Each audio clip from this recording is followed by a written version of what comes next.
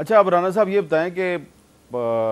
تھوڑے دن پہلے اسحاق ڈار صاحب کو ڈپٹی پرائم منسٹر بنایا گیا ہے اور اب آپ کو وزیر اعظم کا مشیر برائے سیاسی اور عوامی امور بنا دیا گیا، تو یہ دونوں اپوائنٹمنٹس میں ان کی کوئی خاص وجہ ہے؟ کیا آنے والے دنوں میں نواز شریف صاحب کو مسلم لیگ نون کا صدر بھی بنایا جا رہا ہے؟ نہیں، اس میں کوئی خاص وجہ نہیں ہے۔ گورنمنٹ جو ہے وہ فارمیشن کے مرحلے میں ہے، تو کیبنٹ میرا خیال ہے کہ ابھی تک بھی جو ہے وہ مکمل نہیں ہے، اور اس میں مزید تقرریاں جو ہیں وہ ہو سکتی ہیں آنے والے دنوں میں۔ اسحاق ڈار صاحب کا جو معاملہ ہے، کیونکہ پارٹی کے اندر بھی اور حکومت میں بھی یہ ایک احساس موجود تھا کہ جو صورتحال ان کے بارے میں ایک اس کی حقیقت تو نہیں ہے، لیکن بہرحال سیاسی طور پہ ایک جو بات پراپیگنڈے کے طور پہ بھی ہو رہی ہو، تو اس کو بھی بعض اوقات جو ہے وہ ایڈریس کرنا جو ہے وہ ضروری ہوتا ہے۔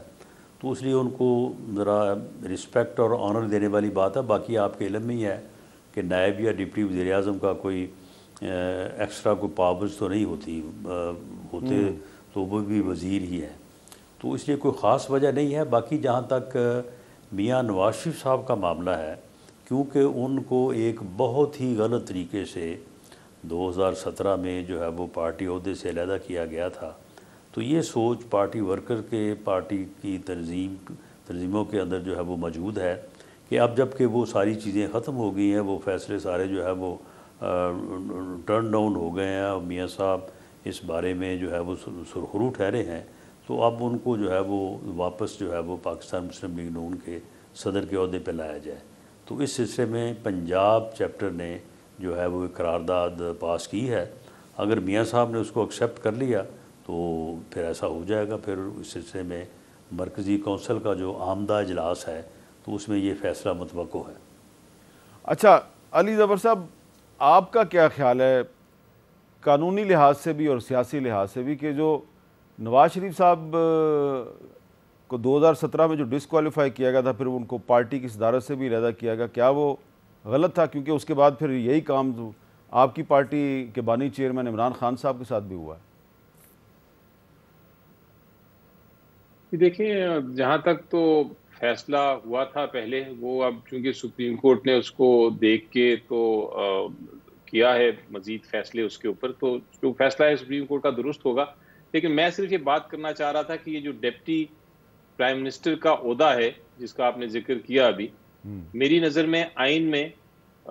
کوئی گنجائش نہیں۔ تو آئی تھنک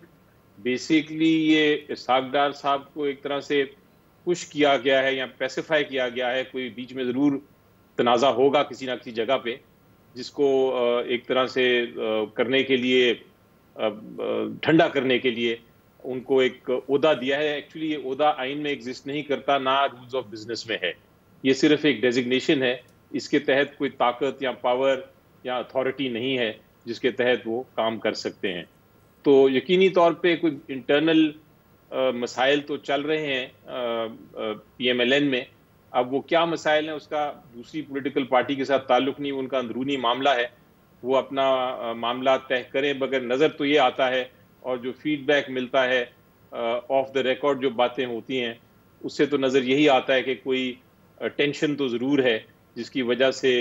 وہ شاید چینج کرنا چاہتے ہیں، چینج آف گارڈ ہونا چاہتا ہے، جا رہا ہے اس پارٹی میں۔ بہرحال جیسا میں نے کہا کہ وہ انٹرنل معاملہ ہے پی ٹی آئی کا، اس سے کوئی ان کے انٹرنل معاملے سے کوئی تعلق نہیں ہے۔ ہم ہمیشہ کہتے ہیں کہ پولیٹیکل پارٹی کا اپنا اپنا انٹرنل معاملے جو ہوتے ہیں وہ انٹرنل ہی رہنے چاہیے۔ اچھا میں رانا ثناءاللہ صاحب سے پوچھ لیتا ہوں۔ رانا صاحب، یہ جو ایک اعتراض کیا جا رہا ہے کہ ڈپٹی پرائم منسٹر کا عہدہ جو ہے تو اتنا پاورفل عہدہ نہیں ہے، لیکن ان کانسٹیٹیوشنل ہے، تو یہ اس کا کیا جواز ہے کہ ایک ان کانسٹیٹیوشنل عہدے کے ذریعے اگر ڈار صاحب کی عزت کو بڑھایا جا رہا ہے تو یہ غیر آئینی نہیں ہے؟ نہیں، میرا خیال ہے اسے میر صاحب ان کانسٹیٹیوشنل کہنا تو نہیں بنتا، یعنی اس میں ان کانسٹیٹیوشنل والی کوئی بات نہیں ہے، لیکن یہ ہے کہ ٹھیک ہے اس میں کوئی علیحدہ سے اس کی پاورز جو ہیں وہ کانسٹیٹیوشن میں درج نہیں ہیں،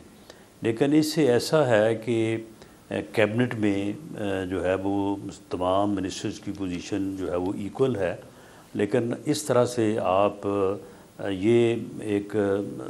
بات واضح کرنے کی پوزیشن میں ہوتے ہیں کہ ہی از دی سینئر امانگ ادرس، اور یہ معاملہ بھی جو ہے وہ صرف میرا خیال ہے کہ اس لیے ضرورت پڑی یا اس کی ضرورت تھی یا پارٹی نے یا گورنمنٹ نے اس کو محسوس کیا، کیونکہ آپ لوگ جو ہے وہ جب سے وہ وزیر خزانہ نہیں بنے وہ وزیر خارجہ بن گئے،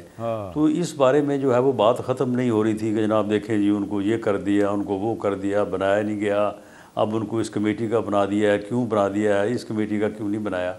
تو اس طرح سے اس اپنی سینئر پوزیشن سے وہ میرا خیال ہے کہ ان کمیٹیز میں اور ادروائز جو ہے وہ کوئی بہتر طور پہ جو ہے وہ پرفارم کر سکیں گے۔ اچھا علی زفر صاحب، آپ نے کہا کہ ڈپٹی پرائم منسٹر کا عہدہ جو ہے وہ غیر آئینی ہے، چلیں یہ آپ کی ایک رائے ہے، لیکن آپ کی پارٹی کے جو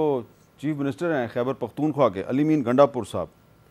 انہوں نے ایک بیان دیا ہے، ذرا سنیں، اس میں ذرا تلاش کریں کہ وہ کتنا آئینی ہے یا غیر آئینی ہے۔ اچھا، اب علی زفر صاحب وہ کہہ رہے ہیں کہ جس دن عمران خان صاحب نے کہہ دیا کہ یہ فیڈرل گورنمنٹ کا تختہ الٹ دو تو ہم آپ کو دکھائیں گے کہ تختہ کیسے الٹتے ہیں۔ اب پارلیمنٹ کے اندر سے تو تختہ نہیں الٹا جا سکتا، تو ظاہری بات ہے اسلام آباد پہ چڑھائی کر کے ہی تختہ الٹا جا سکتا ہے، تو آپ کے خیال میں یہ بھی کوئی غیر آئینی بیان نہیں ہے؟ جی، پہلی بات تو یہ ہے، میرا خیال ہے ان کا انداز گفتگو شاید ایسا ہے، لیکن چڑھائی کی بات انہوں نے نہیں کی، کم از کم جو آپ نے کلپ سنایا اس میں تو ایسی کوئی انڈیکیشن نہیں۔ انہوں نے آبویسلی، وہ چیف منسٹر ہیں، وہ آئینی بات ہی کریں گے، لیکن اگر کوئی شخص، کوئی چیف منسٹر بھی کسی پروونس کا یہ کہتا ہے کہ ہم فزیکلی چڑھائی کریں گے کسی فیڈریشن پہ یا کسی اور صوبے کی حکومت پہ، تو وہ تو بالکل غیر آئینی ہوگا، اور میں تو اس کو کم از کم 100% اپوز کروں گا۔ لیکن آئینی طریقے ہیں بہت سارے ٹاپل کرنے کے، ہماری حکومت بھی جو تھی وہ آئینی طریقے سے ہی ٹاپل ہوئی،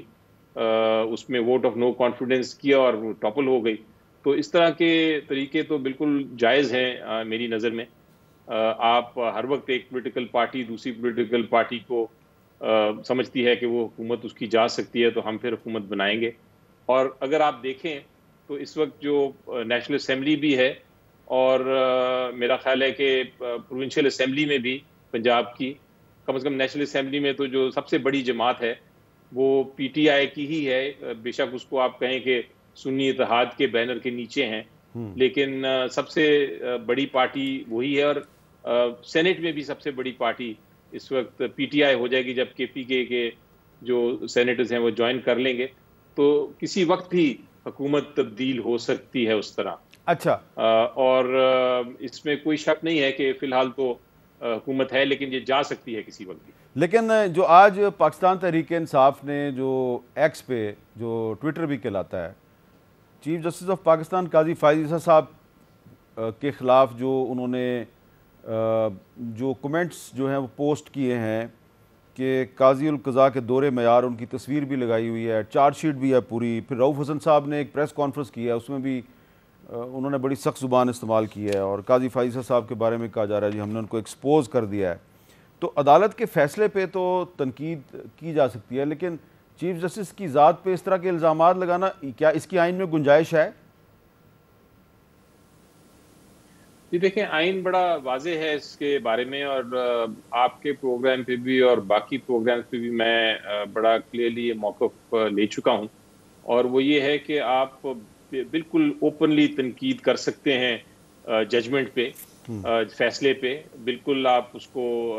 کمپلیٹلی فری ہیں، آپ کے اوپر کوئی قدغن نہیں ہے۔ اور آپ کو یاد ہے جب سمبل والا کیس آیا تھا تو میں نے آپ کے پروگرام پہ اس کو، اور بلکہ میں نے نیوز میں آرٹیکل بھی لکھا تھا جو شائع ہوا تھا، جس میں باقاعدہ طور پہ میں نے ایک ایک پوائنٹ کو ڈسکس کر کے کہا تھا کہ بالکل غلط فیصلہ ہے، اور بہت سارے لوگوں نے، آپ نے بھی بات کی تھی۔ لیکن جہاں تک جج کی ذات کی بات ہوتی ہے، وہ اس کی گنجائش نہیں ہمارے آئین میں اور قانون میں۔ اگر ہم یہ کرتے ہیں، اگر ہم جج کو ڈائریکٹ اٹیک کریں گے، جو کہ حال میں آپ نے دیکھا کہ ہر پولیٹیکل پارٹی اٹیک کر رہی ہے، ججز کو بائی نیم اٹیک کر رہی ہے اور ذاتیات پہ اتر جاتی ہے، تو اگر ایسی کوئی بات ہے تو یہ پھر غیر قانونی ہوگی، اور اس پہ ایکشن لیا جا سکتا ہے اگر عدالت چاہے۔ جی، مجھے یاد ہے کہ جب یہ الیکشن کا کیس تھا اور الیکشن کا کیس میں لڑ کے باہر نکلا تھا سپریم کورٹ سے، اور کورٹ نے کہا تھا کہ آپ اپریل میں اس کا فیصلہ، اس کا الیکشن کرائیں، اپریل 2023 میں الیکشن ہوگا. تو اس کے بعد امیجیٹلی پولیٹیکل پارٹیز نے باہر دھرنے دیے تھے اور بڑی بڑی باتیں ہوئی تھیں. سپریم کورٹ سے باہر نکلنا بڑا مشکل ہو گیا تھا، اور ڈائریکٹ اٹیک ہو رہا تھا اس وقت کے چیف جسٹس اور اس وقت کے بینچ کے خلاف، اور نام لے لے کے ہو رہا تھا، اور ان کی ذات پہ ہو رہا تھا، نہ صرف ججمنٹ پہ، بلکہ ان کو کہا جا رہا تھا کہ وہ مکس اپ ہو گئے ہیں اور وہ بائس ہیں اور وغیرہ وغیرہ. تو یہ باتیں میرا خیال ہے رکنی چاہیے، ختم ہونی چاہیے. یہ ہر پولیٹیکل پارٹی کر رہی ہے، اور اس کو آپ بے شک انٹلیکچولی اٹیک کریں. آپ اس کو مثلا میں آپ کو جو بات کرنا چاہوں گا میں کر سکتا ہوں کہ بہت سارے ایسے کیسز ہیں جو کہ لگنے چاہیے سپریم کورٹ میں. وہ بڑے امپورٹنٹ اور اہم سیاسی کیسز ہیں،